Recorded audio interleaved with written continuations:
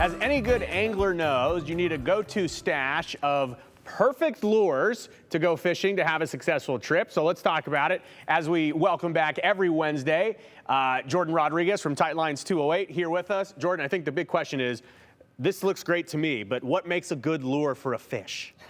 Right. Well, a lot of things. First of all, we're trying to convince them that the lure is food.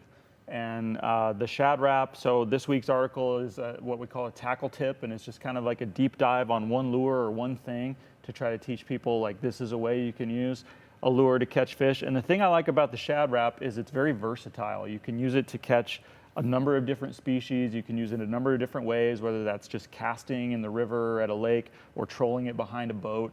And like I said, you can catch trout on this, perch, crappie, bass.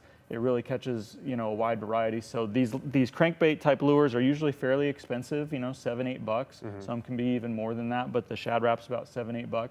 So when you spend that kind of money on a lure, it's nice to be able to know, well, I can use this in so many different ways to catch a lot of different types of fish. And how long will one of these last for? Yeah, good question.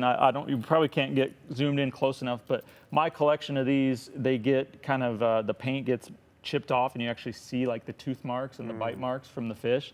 Other than that, they'll run for a very long time. They're pretty durable. You might end up having to replace some of the hooks if those get bent up or anything like that, but a lure like this can last several years. Oh, great. As long as you don't snag it or lose it on a fish. So, as long as you're using it correctly and not, the big mistake I see people make is they'll run them too shallow, because this plastic bill on the front is what allows it to dive to a certain depth. So if you use it too shallow, it'll be dredging the bottom and eventually get stuck. But if you run them at the right depths and use them properly, these will last you a number of years. Wow, you want to make sure that the fish think that they're getting something live on the end of the hook. Real quickly, we got to wrap up. What's your spot for 4th of July fishing here? Oh gosh, I'm heading up to the mountains with the heat, somewhere Cascade, Horse Thief, Payette Lake, anywhere at elevation is where I want to be.